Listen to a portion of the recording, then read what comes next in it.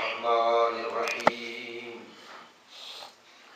الحمد لله الذي جعلنا من المتمسكين بولاية أمير المؤمنين سبحان الله وبولاية الأئمة المعصومين صلوات الله عليهم أجمعين.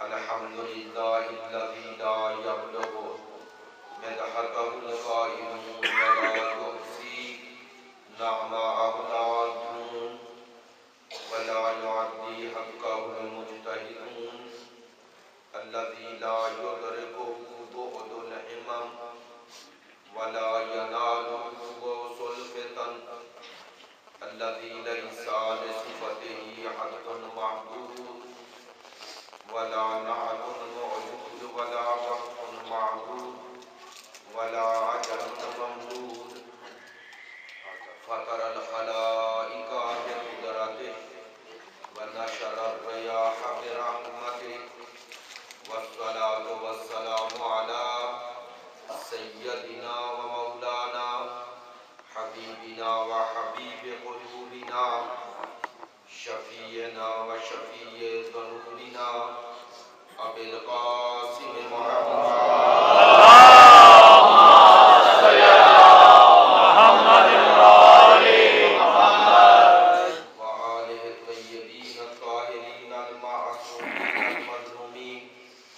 الذين أذهب الله عنهم الرجس وطهرهم تطهيرا.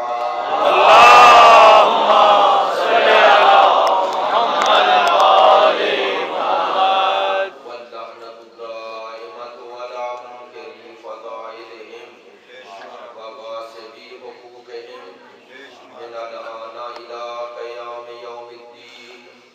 أما بعد فقد قال رسول الله صلى الله عليه وآله وسلم إن الحسين مصباح الهدى وسفينة النجاة. بسم الله الرحمن الرحيم. رب اشرح لي صدري ويسر لي أمري واحلل عقدة من لساني يفقهوا قولي. إن الله وملائكته يصلون على النبي يا أيها الذين آمنوا صلوا عليه وسلموا تسليما. اللهم صل على محمد وآل محمد. واجب الاحترام معزز و مکرم حاضرین مجلس محبان اہل بیت پیروان مکتب ولایت عاشقان مکتب شہادت 5 روزہ یہ مجالس کی آج آخری مجلس ہے. سلسلہ گفتگو زیارت وارثہ کے حوالے سے، لیکن میں نے ابتدائی گفتگو میں ہی عرض کر دیا تھا کہ ان مجالس میں شاید ہم اصل موضوع تک نہ پہنچ سکیں، لیکن اس موضوع سے مربوط وہ تمام مسائل ان 5 روزہ مجالس میں کم و بیش عرض کیے گئے، جو زیارت کے دلائل اور زیارت کے حوالے سے مسائل ہیں. اور عموماً لوگ ہم سے یہ سوال کرتے ہیں قرآن و حدیث کی روشنی میں سفر زیارت اور زیارت پر جانا یہ کار ثواب ہے اور یہ قرب الہی کا ذریعہ ہے. یہ وہ ہستیاں ہیں جن کی زندگی اور موت میں کوئی فرق نہیں. وہ قرب الہی کی جس منزل پر فائز تھیں اسی منزل پر آج بھی فائز ہیں. یہی وجہ ہے کہ اللہ نے ان گھروں کو بلند رکھنے، ان گھروں کی تعظیم و تکریم کرنے کا حکم بھی دیا اور ان کی تکریم و تکریم کا حکم دے کر تعظیم و تکریم کا وہ تمام ذرائع جو دنیا نے استعمال کیے کہ ان کا نام مٹ جائے، ان کی قبروں کو مٹانے کی کوشش کی، لیکن خدا کا یہ وعدہ ہے تم میرا ذکر کرو میں تمہارا ذکر کروں گا. اور یہ اللہ کے ایسے ذاکر ہیں جنہوں نے اپنی پوری زندگی ہی صرف اس کے ذکر میں گزار دی. اور اللہ نے بھی ان کے ذکر کو ہی عبادت قرار دیا. میں نے ایک گفتگو میں عرض کیا تھا کہ یہ جو عبادات ہے اسلام میں یہ ذریعہ قرب الہی ہے. خود یہ عبادات ہدف نہیں، ہدف قرب الہی ہے، خوشنودی خدا ہے. لہذا یہی وجہ ہے کہ اگر کوئی عبادت کرے اور قصد قربت نہ کرے، اس میں یہ اس کی نیت نہ ہو کہ یہ عمل اس لیے انجام دے رہا ہوں کہ قربتاً الی اللہ، اللہ کے حکم کی روشنی میں، تو وہ عبادت ہی نہیں ہے. ظاہری طور پر پڑھی جانے والی وہ نماز اگر اس میں نیت قربت الہی نہ ہو، قرب خدا کا حصول نہ ہو، احکام خدا کے مطابق نہ ہو، اور نیت عمل یہ نہ ہو کہ اس لیے انجام دے رہا ہوں کہ اس کا حکم ہے، تو وہ عبادت نہیں. چونکہ خود یہ افعال و اعمال انجام دینا یہ ہدف نہیں، یہ ذریعہ ہے. تو بس ہر وہ شے جو اللہ کے قریب کر دے، جو قرب الہی کا سبب بنے، وہ عبادت ہے. شاید سید الانبیاء یہی ہمیں سمجھانا چاہتے تھے، اور اسی لیے فرمایا کہ ذکر علی عبادت، النظر الی وجہ علی عبادت، علی عبادت، کہ ذکر علی عبادت ہے، عبادت، محبت علی عبادت ہے، مولا کے چہرے کی طرف دیکھنا یہ عبادت ہے. کیوں کہا یہ عبادت ہے؟ کیوں کہا عبادت ہے؟ چونکہ اس لیے کہ یہ قرب الہی کا ذریعہ ہے. دیکھیں کائنات میں اس چہرے کا کیا مقام ہوگا کہ چہرے کی زیارت کرو تو اللہ کی عبادت ہو جائے.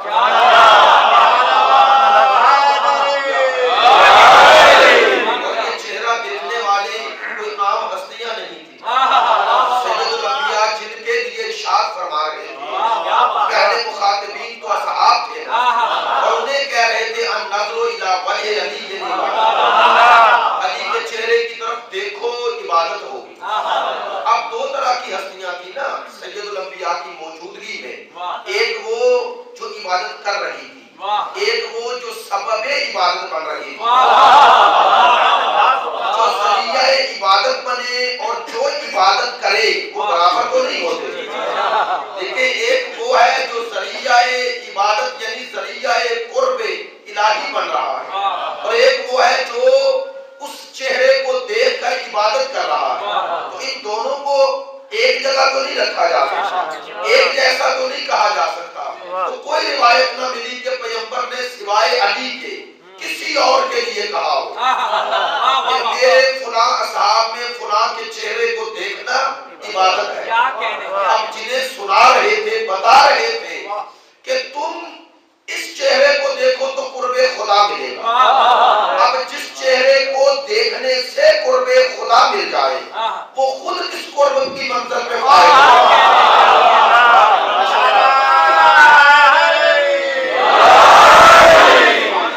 وہ خود کس قرب الہی کی منزل پہ فائز ہو.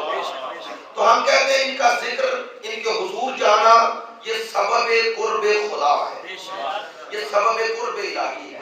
اور اگر ان جگہوں کی حیثیت نہ ہوتی، ان نسبتوں کی کوئی اہمیت نہ ہوتی تو ہر جگہ عبادت کرنے کا ثواب ایک جیسا ہوتا.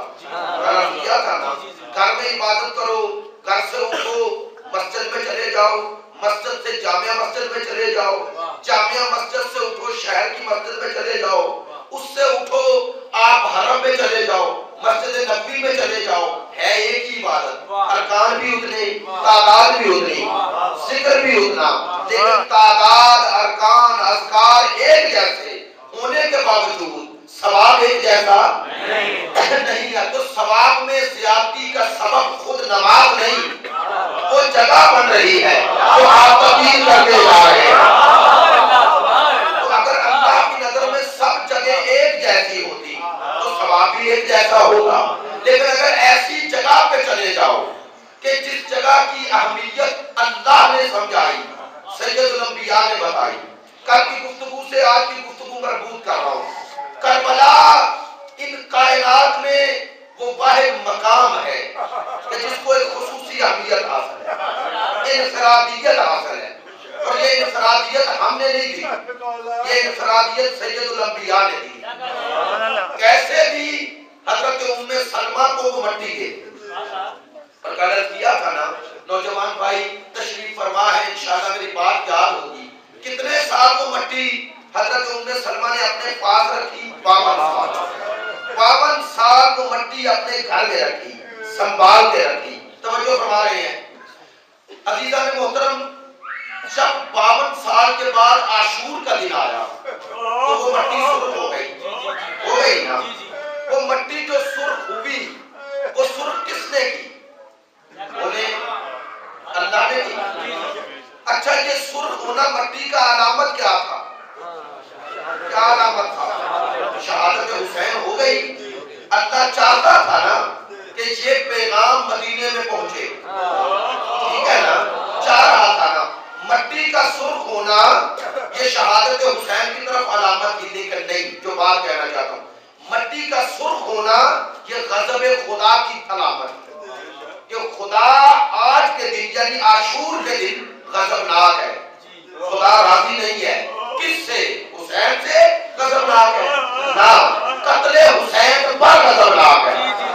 یعنی یہ جو قتل حسین ہوا اس پر کیا ہے؟ غضبناک ہے. تو اللہ جب قتل پہ غضبناک ہے تو قاتل سے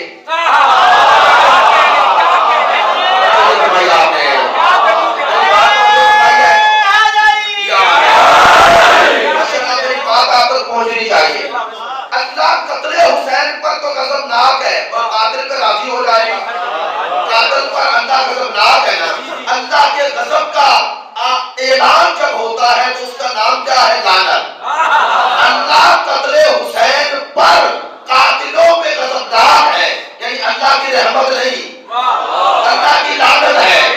اور جو اس دن اور اس وقت اور ان لوگوں کے لیے جو قاتلین حسین ہیں ان کے لیے رحمت مانگ رہا ہے, عاشور کے دن جو ان کے لیے رحمت اللہ یا رضی اللہ کہہ رہا ہے, پتہ چل گیا کہ آج بھی اللہ کے غضب کا نشانہ بننے والے باقی ہیں. لوگ ہم سے پوچھتے ہیں کب تک عزاداری کرو گے؟ ہجری میں واقعہ ہو گیا, اب ختم کر دو. ہم تمہیں سمجھا رہے ہیں ہر دور کا یہ دین ہے.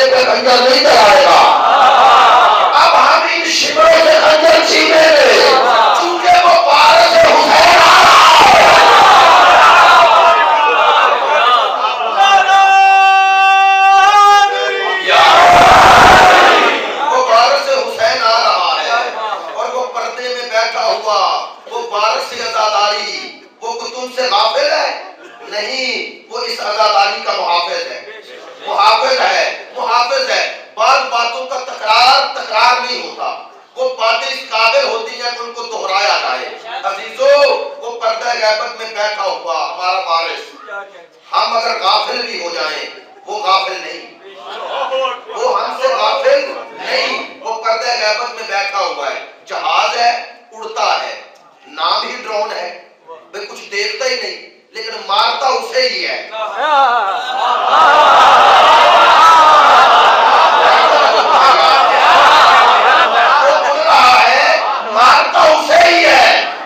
دلوں میں پوزے حسین ہے.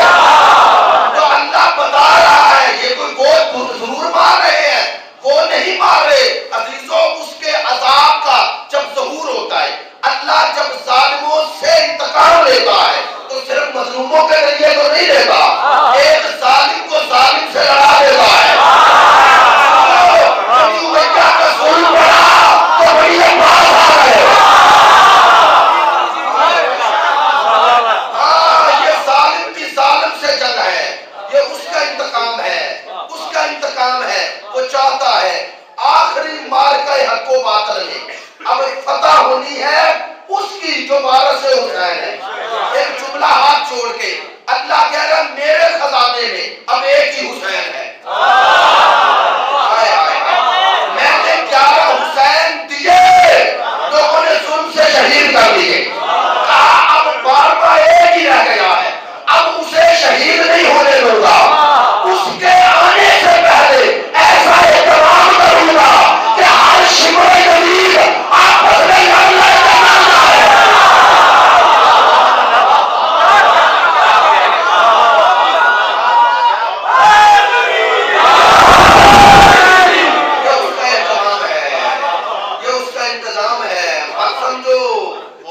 کر رہے ہیں نہیں، اس کی قدرت ہے، ہر شے اس کے ہاتھ میں ہے. جب ایران پہ حملہ کرنے امریکہ کے جہاز آئے تو انہوں نے ساری پلاننگ کی اور انہوں نے کہا کہ ہم نے وہ موسم چنا تھا جب اصلاً طوفان ہوتا ہی نہیں ہوا نا، اور وہ تبس میں آپس میں ٹکرا کے تباہ ہو گئے. امام خمینی رحمۃ اللہ علیہ نے ایک بیان جاری کیا، انہوں نے کہا یہ ہوائیں، یہ فضائیں، یہ اللہ کی دست قدرت میں ہے اور اللہ کی قدرت کے مظہر کا نام امام زمان ہے.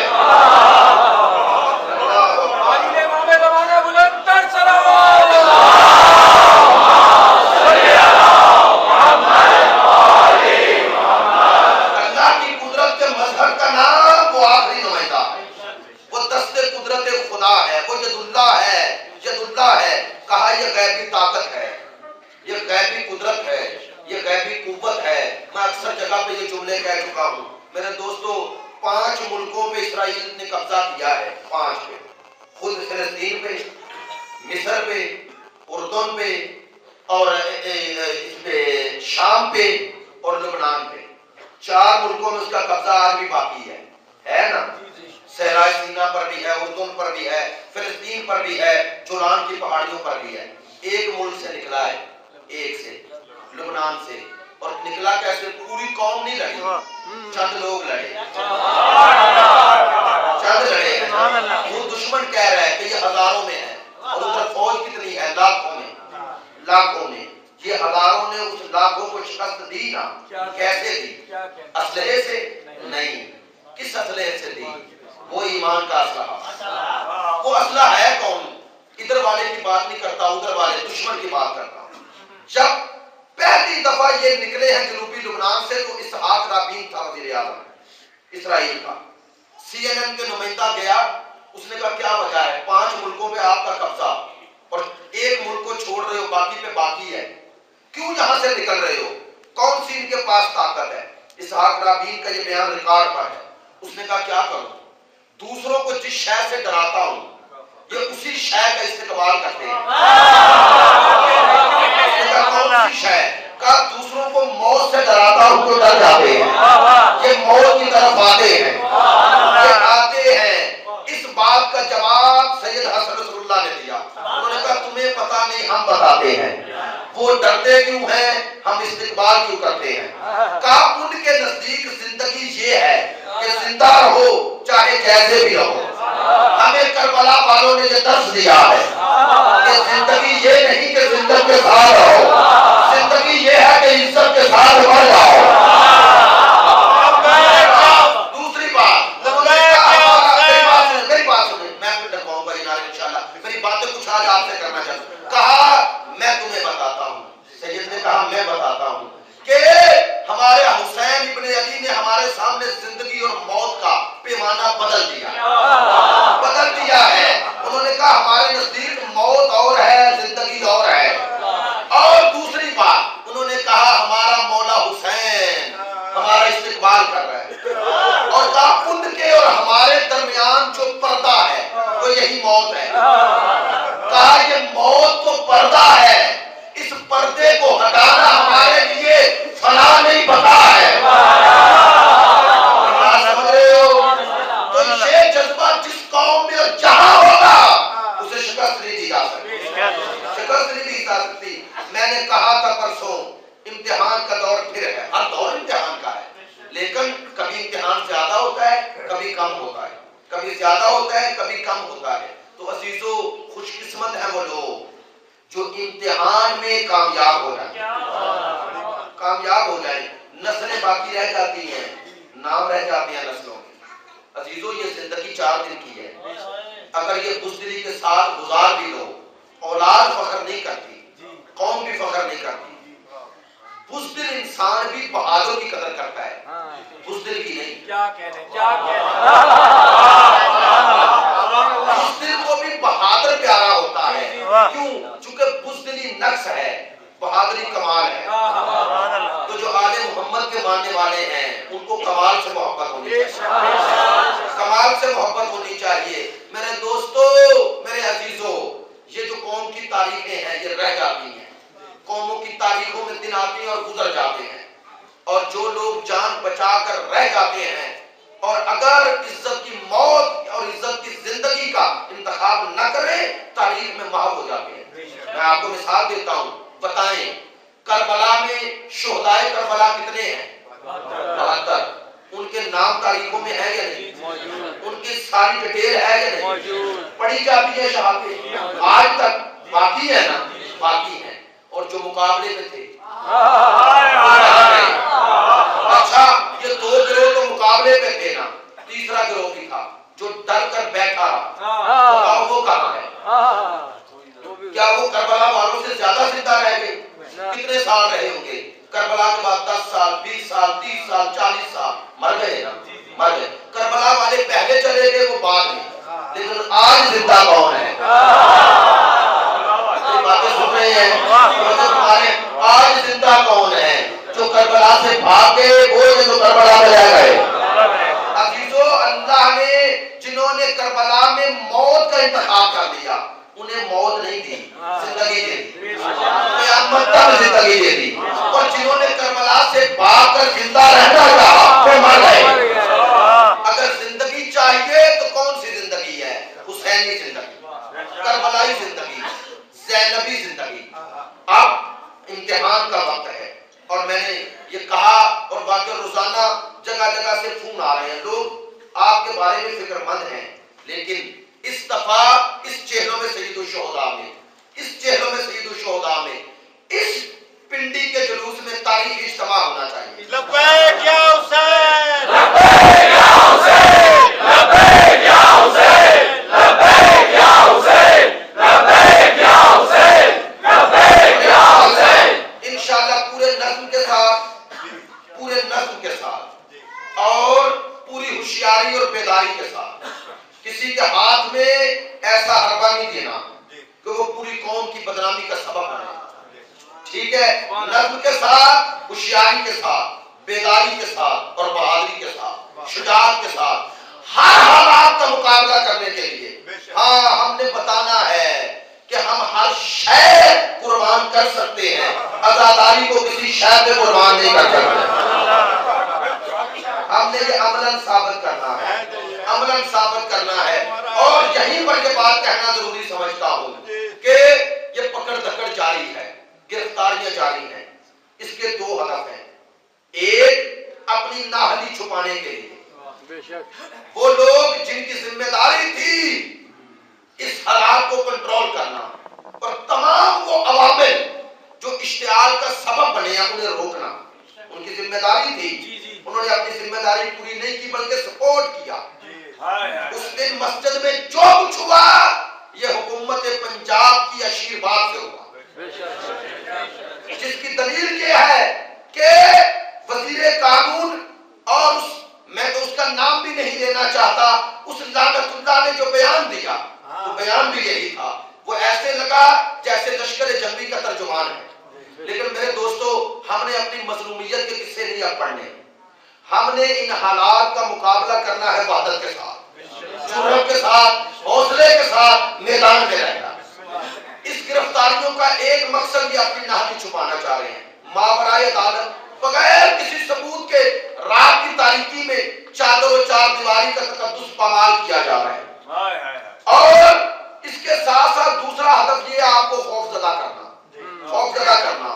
یہ دونوں چیزیں توڑنی ہیں، یہ بے حسی اور خوف کی فضا، یہ دونوں توڑنی ہیں اور میدان میں آنا ہے۔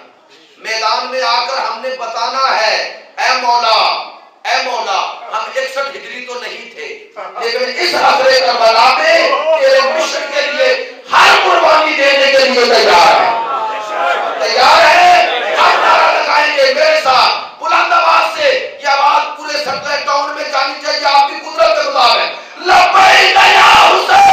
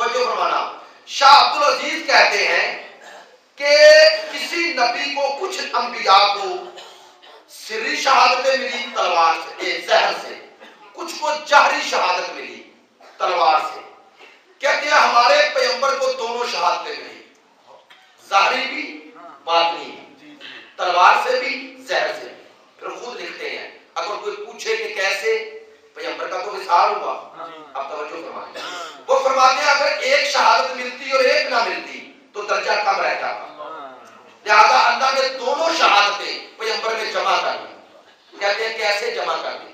کہتے ہیں حسن کو سری شہادت ملی، سید الشہداء کو جہری شہادت ملی، تلوار سے اور زہر سے۔ توجہ فرمائیں گے، فرماتے ہیں حقیقت میں یہ دونوں شہادتیں پیغمبر کی شہادتیں ہیں۔ اب بات میں نے کہہ دی، آپ نے توجہ فرما لی، اب بات کا نتیجہ لیں میرے دوستو۔ جب شاہ عبدالعزیز یہ مان رہے ہیں کہ دونوں شہادتیں رسول کی شہادتیں ہیں، تو شہادت ہوتی کب ہے؟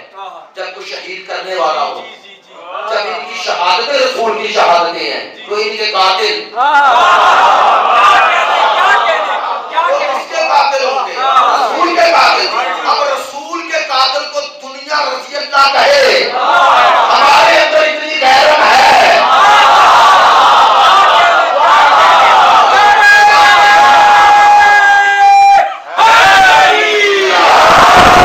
ہمارے اندر اتنی غیرت ہے کہ ہم رضی اللہ نہیں کہیں گے۔ اور عام سوال کر کے لوگوں کے، نوجوانوں کے ذہنوں میں سوالات پیدا کر دیے جاتے ہیں، کہا جاتا ہے کہ آپ یزید پہ لعنت کر رہے ہیں، اللہ اتنا غفور و رحیم ہے، اگر قیامت کے دن اللہ نے بخش لیا تو پھر آپ کیا کریں گے؟ کہتے ہیں لوگ اللہ اتنا غفور و رحیم ہے۔ میں اپنی بات نہیں کہہ رہا، نام لے رہا ہوں۔ ہمارے پنجاب کے بہت بڑے خطیب تھے قاری جان محمد، کمالیہ کے رہنے والے تھے، بڑی خوبصورت بات کہتے تھے، کہتے تھے اللہ کی غفوریت کو، رحمانیت کو مسلمان پھیلانے لگے تو اتنا پھیلا دیتا ہے، کہتے ہیں اللہ یزید کو بھی بخش دے گا، جو اللہ یزید کو قتل حسین بخش دے گا وہ ہمیں لعنت نہیں بخشے گا۔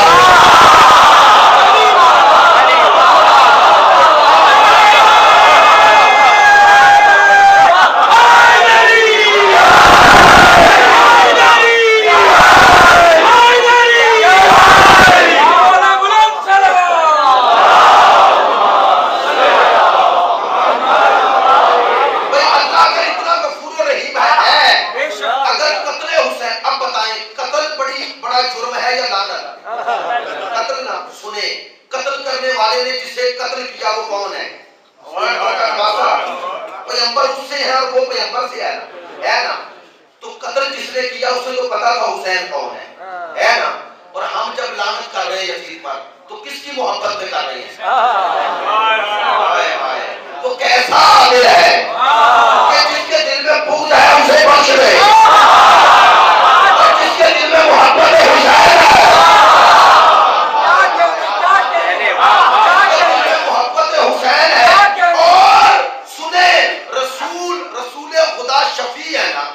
شفاعت کریں گے قیامت کے دن گناہگاروں کی۔ اچھا پیغمبر سے جو شفاعت مانگے گا اگر ان مانگنے والوں میں یزید ہو، لوگ کہتے ہیں اگر یزید ہو تو کس سے مانگے گا؟ شفاعت کس سے مانگے گا؟ رسول سے۔ اور جو لوگ کہتے ہیں کہ یزید بخشا گیا تو رسول شفاعت کریں گے نا۔ میں فرض کر رہا ہوں، توجہ فرمانا، بات بتا رہا ہوں نوجوان بھائیو سنو، رسول شفاعت کریں گے، کیا کہیں گے اللہ سے؟ یا اللہ میں نے اسے قتل حسین معاف کیا، فرض کر لیں یہی کہیں گے نا، تب بھی بخشا جائے گا نا۔ تو جو رسول یزید کے بارے میں، جس کے بارے میں پتا ہے کہ یہ حسین سے بغض رکھتا ہے، اگر اللہ سے یہ کہیں گے کہ اسے بخش دے، ہمارے بارے میں تو معلوم ہے کہ یہ میرے حسین کی محبت میں لعنت کر رہے ہیں۔ پہنچ رہی ہے تو عزیزوں سوچو، لیکن آؤ میں بتاتا ہوں، عزیزوں بخشش کا امکان وہاں ہوتا ہے جہاں ایمان باقی رہے۔ بخشش کا امکان ہوتا ہے جب ایمان باقی رہے، اور رسول نے بتایا حسین و بنتی وانا من حسین، حسین کا قتل میرا قتل ہے۔ اب ہاتھ جوڑ کے کہہ رہا ہوں اگر رسول کا قاتل بخشا جا سکتا ہے تو صحابہ کا وصال کیوں نہیں؟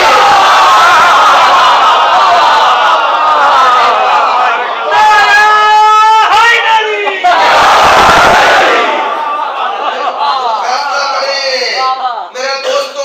میں ایک جملہ کہہ رہا ہوں، آپ تک پہنچنا چاہیے۔ خدا کی قسم، میرے بزرگان تشریف فرما ہے ان کی موجودگی میں، خدا کی قسم آل محمد کو چھوڑ کے انسان منافقت سے نکلتا ہی نہیں۔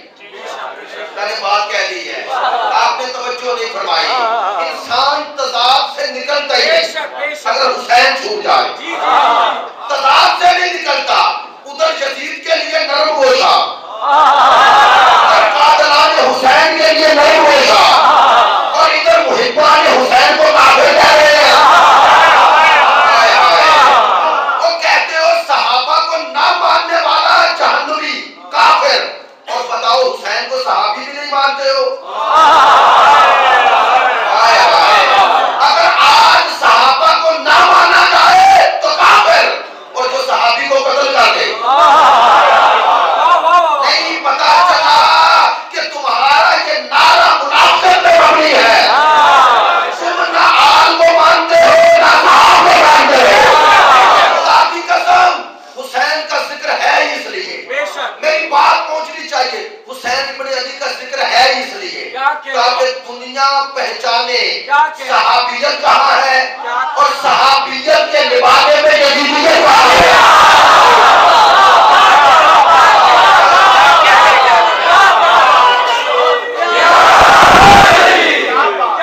حسین ہے اس لیے دنیا کو یہ خطے فاصل رہے، اور اگر حسین کربلا میں نہ آتے تو صحابیت نہ بچتی. دعوے سے کہہ رہا ہوں کیوں نہ بچتی. لوگ یزید کو تابعی سمجھ کر مان لیتے کہ صحابی کا بیٹا ہے، اور اسے بھی مان لیتے جس نے یزید کو بنایا. تو صحابیت کے لبادے میں یزیدیت چھپ جاتی نا. حسین کا احسان ہے صحابیت پر.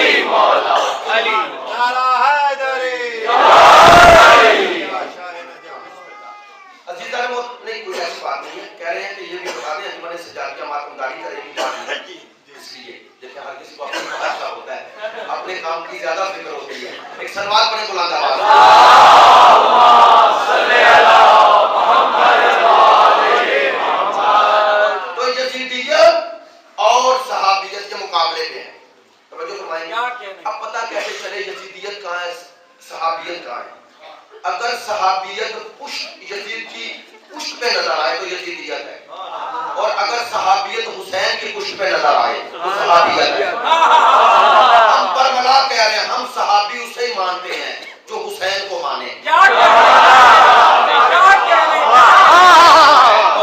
ہم ہر اس صحابی کے سامنے سرے تسلیم خم کریں گے جو حسین کے سامنے جھکا ہے.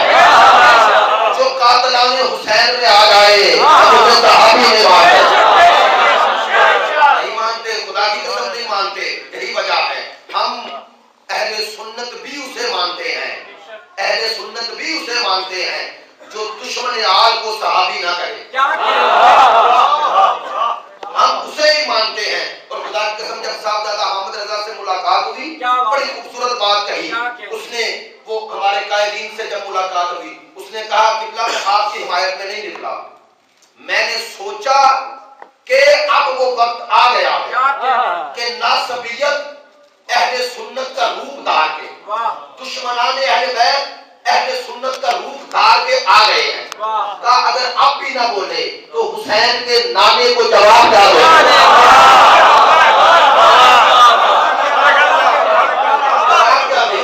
خدا کی قسم ہم شکریہ ادا کرتے ہیں. میں نے پرسوں بھی کہا تھا یہ آواز باہر نہیں جاتی، جب آواز اب اپنوں میں ہو کر کوئی بات کہی جا رہی ہو تو وہ کسی کی خوشامد نہیں ہوتی.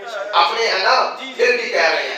ہم ان اہل سنت کو سلام کرتے ہیں, سلام کرتے ہیں جنہوں نے آج کی صحابیت اور یزیدیت میں فرق کیا. ہم انہیں سلام کرتے ہیں اور انشاءاللہ چہلم کے جلوس میں وہ آئیں گے جیسے سال ہر سال سے آ رہے ہیں, آئیں گے. اور آپ سب سے گزارش ہے کہ 12 ربیع الاول کو آپ بھی جائیں, کسی کی خوشامد کے لیے نہیں, دنیا کو بتائیں کہ ہم نہ نانے سے جدا ہیں نہ نواسے سے جدا ہیں. دنیا کو سمجھائیں استفا یہ چہلم کا جلوس اور دوسری بڑی آزمائش 12 ربیع الاول کا جلوس ہے, اس میں آئیں, شرکت کریں, اور اگر ہو سکے تو اپنے نشان کے ساتھ, اپنے نام کے ساتھ آئیں تاکہ اہل سنت بھائیوں کو پیغام پہنچے کہ ہم آپ سے جدا نہیں ہیں, ہم آپ سے الگ نہیں ہیں, اور پاکستان کو بنانے والے محمد علی ہے اور ساتھ دینے والی فاطمہ ہے. لوگ کہتے ہیں پاکستان میں فلاں کی چھٹی ہو, فلاں کی ہو, فلاں کی ہو, فلاں کے نام پہ چھٹی ہو. کہتے ہیں نا بھائی اگر یہ ملک بنا ہے ان کے نام پر تو چھٹی کروا لو. نہیں توجہ فرمائی, ہمیں تو وہ نام کہیں نظر ہی نہیں آتا, یا محمد نظر آتا ہے یا علی یا فاطمہ. اور جب تک محمد علی اور فاطمہ کا بنایا ہوا پاکستان ہے یہاں حسین کا ذکر ہوگا, یہاں ذکر ہوگا, اور اس ذکر کو کسی میں روکنے کی ضرورت نہیں ہے. انشاءاللہ جب تک ایک بھی حسین و علی کا نام لیوا ہے ہماری زندگی ہی یہ ہے, ہماری موت ہی یہ ہے, ہماری زندگی اور موت و حیات ہی یہ ہے.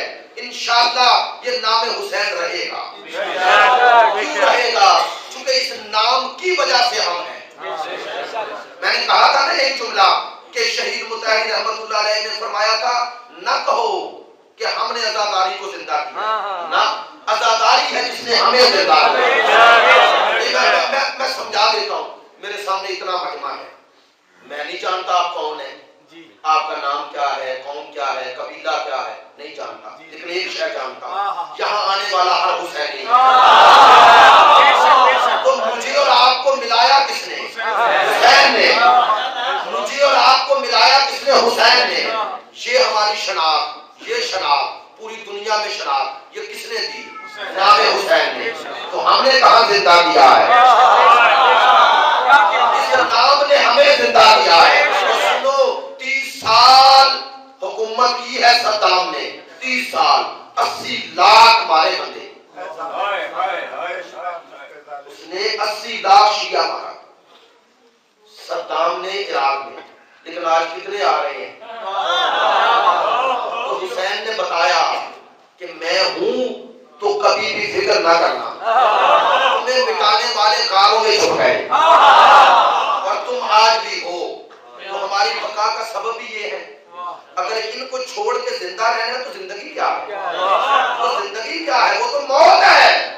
اور میرے دوستو, میرے بھائیوں, آج بھی اگر پوری دنیا زندگی چاہتی ہے تو حسین ابن علی کے در پہ آ گئے. اس یزیدیت سے چھٹکارا پانا ہے, اس ذلت سے چھٹکارا پانا ہے تو راہ حسین ہے. کربلا کو اپنا قبلہ فکر و عمل بناؤ, نجات پا جاؤ گے, عزت پا جاؤ گے, وقار پا جاؤ گے. 56 ملک ہیں, 55 یزید کے سامنے جھکے ہوئے ہیں, ایک اٹھا ہوا ہے. کیا ہے اس کے پاس؟ کوئی ایٹم تو نہیں, تعداد میں بھی زیادہ نہیں. تو کیوں اٹھا ہوا ہے؟ چونکہ اس کے پاس وہ ہے جس نے سر کٹا کر بھی اٹھایا ہے, اٹھایا نہیں. آج حسین ابن علی کا ذکر اس لیے ضروری ہو گیا ہے کہ آج کی یزیدیت کا مقابلہ کرنا ہے تو امام حسین ہے, امام حسین ہے, مولا حسین ہے. شاہ عبد العزیز نے بھی لکھ دیا شہادت حسین شہادت رسول ہے. کیا کمال ہے اس کربلا میں کہ سید الانبیاء نے یہ مٹی دی اور معصومین نے کہا اس مٹی میں شفا ہے. مٹی کھانا، یہ مٹی جو ہے حرام ہے نا؟ تو اس مٹی میں شفا ہے. یہ شفا کس کی وجہ سے مل گئی؟ کس کی وجہ سے مل گئی؟ وہ خون حسین کی وجہ سے. تو پتہ نہ چلا خون حسین کی تاثیر کیا ہے؟ اس مٹی کو شفا بنا دیا. اب لوگوں نے اعتراض کرنے شروع کر دیے، کہنے لگے کہ مٹی میں بھی شفا ہوتی ہے. قرآن پڑھ لیتے کہ حضرت یوسف اپنے بھائیوں سے ملے 40 سال ملے.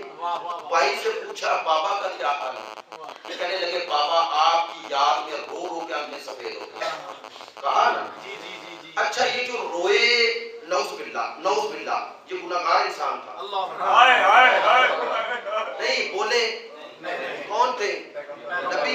نبی معصوم ہوتے ہیں. اچھا نبی ہوتا کون ہے؟ جس کا اللہ سے رابطہ. وہی آتی ہے، وہی آتی ہے. رونے والا نبی، اور جس کے لیے رویا. اچھا یوسف مردہ تھے اس لیے روئے؟ زندہ تھے. کیسے زندہ تھے؟ میری اور آپ کی طرح ایسے زندہ تھے. 1 سال 2 سال 10 سال نہیں، کتنے سال؟ 40 سال. اور روئے کیسے؟ قرآن نے بتا دیا. گلی میں نکلتے قرآن کہتے ہیں، کیا کہتے ہیں؟ آئے یوسف، آئے یوسف. اچھا اللہ وحی کر کے بتا دیتا نا کہ وہ زندہ ہے؟ نہیں بتا دیتا. کیا اللہ نے بتا دیا. حضرت یعقوب کو پتا چل گیا تھا کہ یوسف زندہ ہے، پھر بھی روتے رہے. چلو کچھ لوگوں کے نزدیک نبی معصوم ہونے کے باوجود گناہ کر سکتا ہے، یہ لوگوں کی عصمت ہے. نہیں توجہ فرمائی. اگر لوگوں کے نزدیک معصوم گناہ کر سکتا ہے تو جسے غیر معصوم مانے گا. ان بریکٹ ایک بات کہہ دیتا ہوں، آغاز صاحب بھی موجود ہے کہ قرآن میں خدا نے کہا وَذْكُرْ فِي الْكِتَابِ إِبْرَاهِيمَ إِنَّهُ كَانَ صَدِّيقًا نَبِيًّا. اے حبیب ابراہیم کا ذکر کر، وہ سچا نبی ہے، صدیق نبی. اور بخاری شریف میں لکھا ہے کہ حضرت ابراہیم نے 3 جھوٹ بولے. اللہ نے کہا وہ صدیق نبی ہے، اور بخاری میں ہے انہوں نے 3 جھوٹ بولے. جس سے اللہ صدیق کہے، مسلمان کہتے ہیں 3 جھوٹ بولے ہیں، اور جسے ہم خود صدیق بنائیں.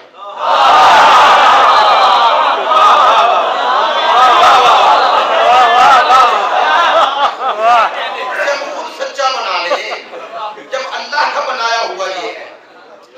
معصوم، اور کہتے ہیں معصوم بھی گناہ کر لیتا ہے. چلے نعوذ باللہ. اگر حضرت یعقوب روتے رہے محبت یوسف میں، اللہ ہی روک دیتا. کہتا ہے یوسف نہ رو، یعقوب نہ رو، جس کے لیے رو رہا ہے وہ تو زندہ ہے، اور زندوں پہ رونا حرام ہے، بدعت ہے. اللہ کہہ دیتا نا اے نبی نہ رو، وہ تو زندہ ہے، وہ تو اتنا عظیم مقام پا گیا. عزیزو یعقوب روتے رہے، اللہ نے وحی کر کے منع نہیں کیا. کیوں نہیں کیا؟ بس پتا چلا اللہ چاہتا ہے یعقوب روئے. کس کی یاد میں روئے؟ یوسف کی. کیوں روئے؟ کیوں روئے؟ کیا یہ حسرت کا رونا تھا؟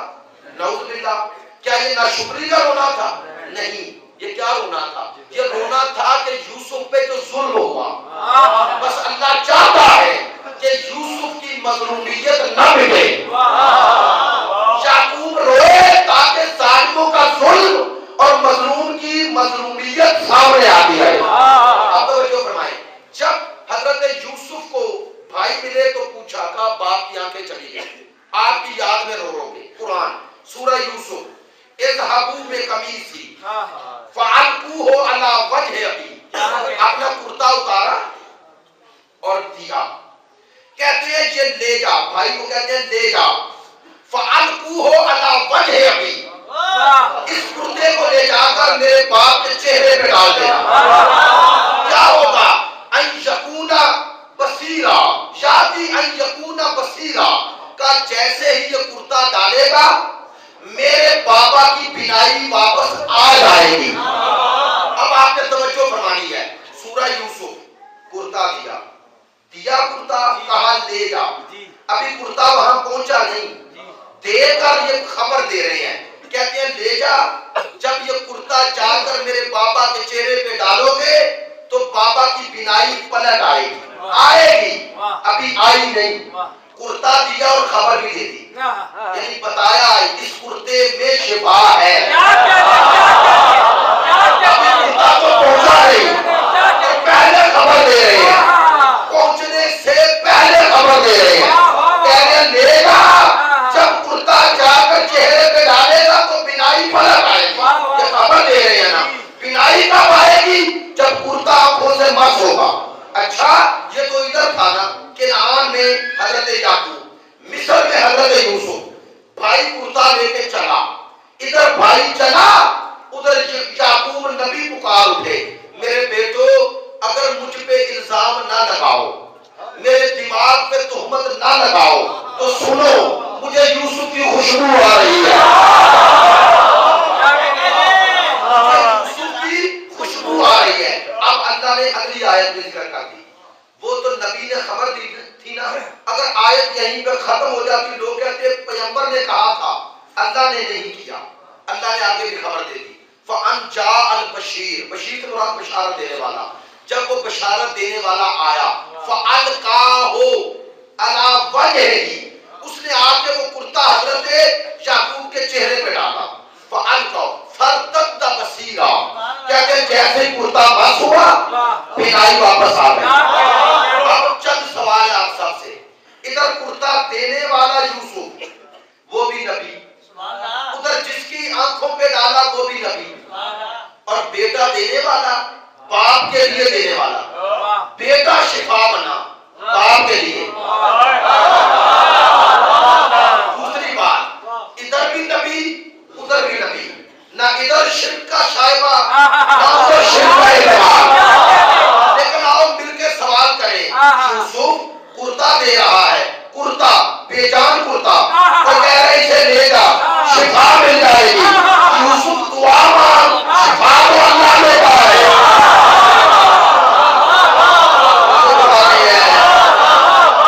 یوسف یہ کیا کہہ رہے ہیں؟ نبی ہیں، ہاتھ جوڑ کر آپ کی خدمت میں عرض کرتے ہیں یہ کیا کر رہے ہیں؟ اب بڑے بڑے مواحد آئیں گے دنیا میں، ان کو جواب نہیں بنے گا، جو ہمیں کہتے ہیں کہ کیوں جاتے ہو دلیوں پر، اس سے مانگو، ہمیں تبلیغ کرنے سے پہلے اسے تبلیغ کرو جو تمہیں اللہ کی پہچان کروایا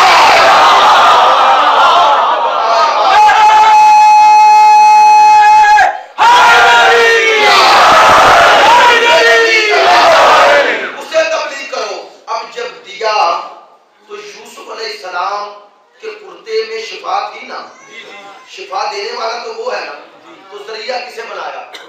کرتے کو۔ بات یہ بھی سن لیں، آپ کے لیے بھی کہہ رہا ہوں، یہ دلیل جو میں دے رہا ہوں آپ کو، یہ آیت اللہ سید محمد حسینی تہرانی فرماتے ہیں میں حج کرنے گیا، وہاں پر ان کی وہاں کے بہت بڑے سعودی عالم سے جب گفتگو ہوئی تو اس سے انہوں نے یہ دلیل پیش کی، کہ جس کے بعد وہ لاجواب ہو گیا، ساکت ہو گیا۔ توجہ فرمائیے گا، ادھر دینے والا نبی کہہ رہے یہ کرتا لے جا، جب تک کرتا نہیں پہنچا کنعان میں، یوسف یعقوب کی بینائی آئی نہیں آئی نا، کرتا پہنچا مس ہوا تو تب آئی۔ یا اللہ کرتے کا انتظار کر رہا تھا،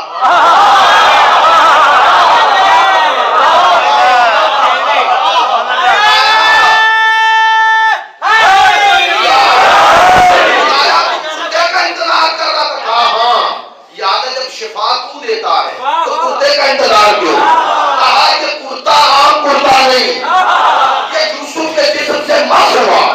چلو یار کتنی دفعہ مس ہوا ہوگا، 10 دفعہ 20 دفعہ 40 دفعہ، لیکن ہوا تو مس نا، جسم کا حصہ تو نہیں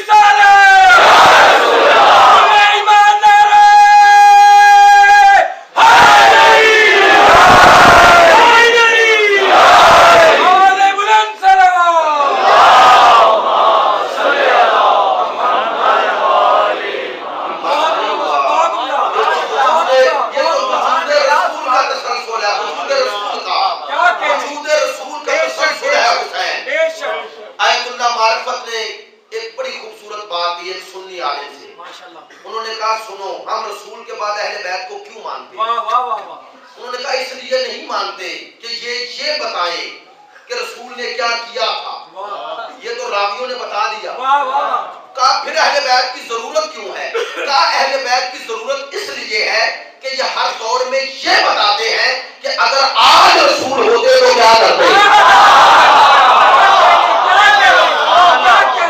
کہا یہ رسول کے وجود کا تسلسل ہے، یہ وہ آئینے ہیں جن میں رسول نظر آتا ہے، یہ وہ آئینے ہیں جن میں رسول نظر آتے ہیں۔ سید الانبیاء نظر آتا ہے، اس مٹی میں شفا ہے، کیونکہ اس مٹی میں وہ خون گرا جو رسول کا خون ہے۔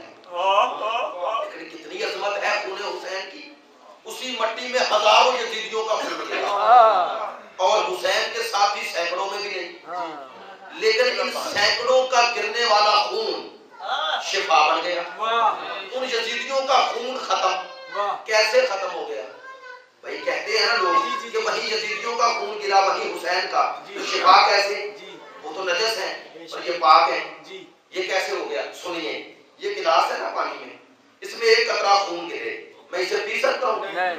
کیوں؟ نجس ہو گیا۔ کیوں ہو گیا؟ چونکہ اس کی طہارت کم تھی، خون کی نجاست زیادہ تھی۔ آگے بھاگے، لیکن اگر دریا بہ رہا ہو کتا نجس ہو جائے گا، گزر جائے گا، دریا پھر بھی پاک ہے، دریا پھر بھی پاک ہے۔ اللہ نے کہا حسین طہارت کا وہ سمندر ہے جو یزیدیوں کی نجاست میں کھا رہا ہے۔ طہارت کا وہ سمندر ہے جو یزیدیوں کی نجاست کو کھا ہے۔ حسین تیری عظمت کو سلام، میرے مولا تیری عظمت کو سلام۔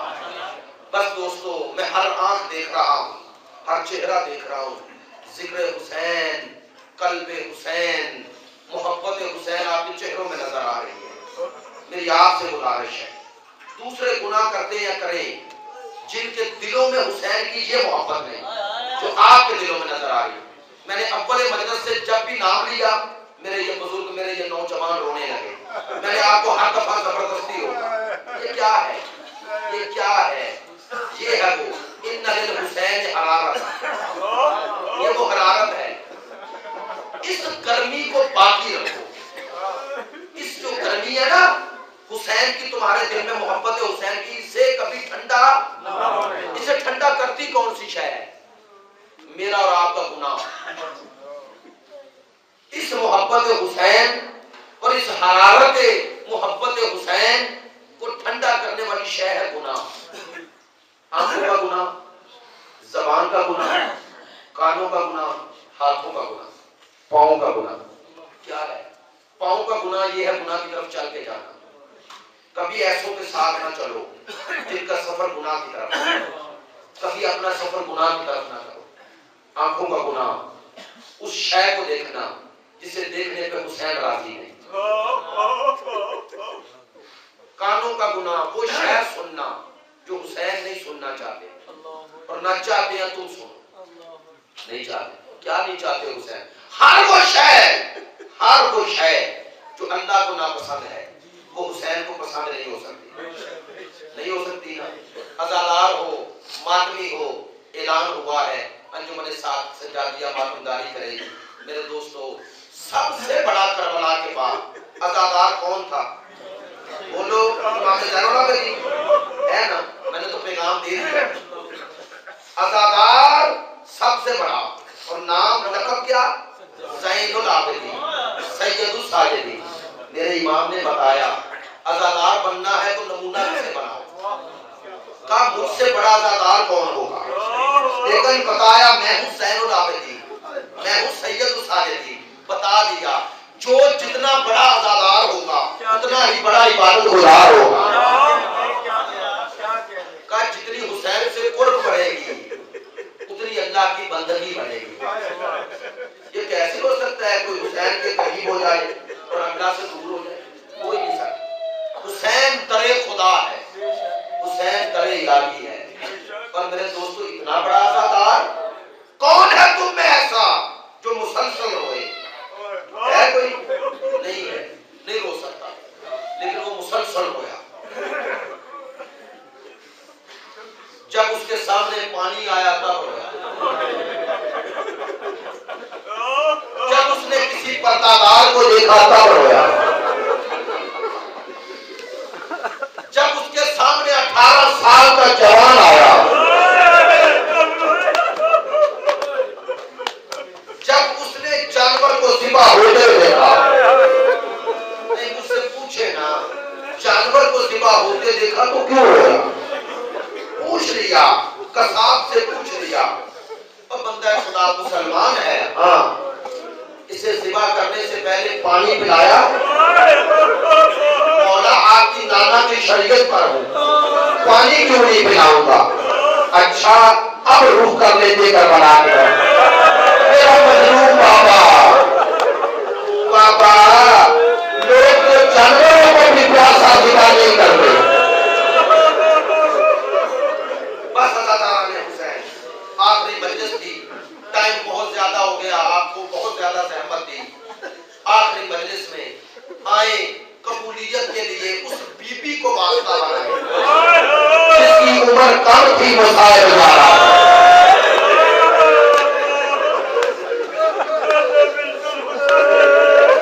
میں کیسے اس بی بی کی مصیبت کہاں سے شروع کروں؟ سوچتا ہوں کہاں سے شروع کروں. جہاں اس کی یتیمی کا آغاز ہوا, میں نے دنیا میں کوئی ایسا بچہ نہ دیکھا جو 4 سال کی عمر میں وہ دیکھے جو سکینہ کو دیکھنا پڑا.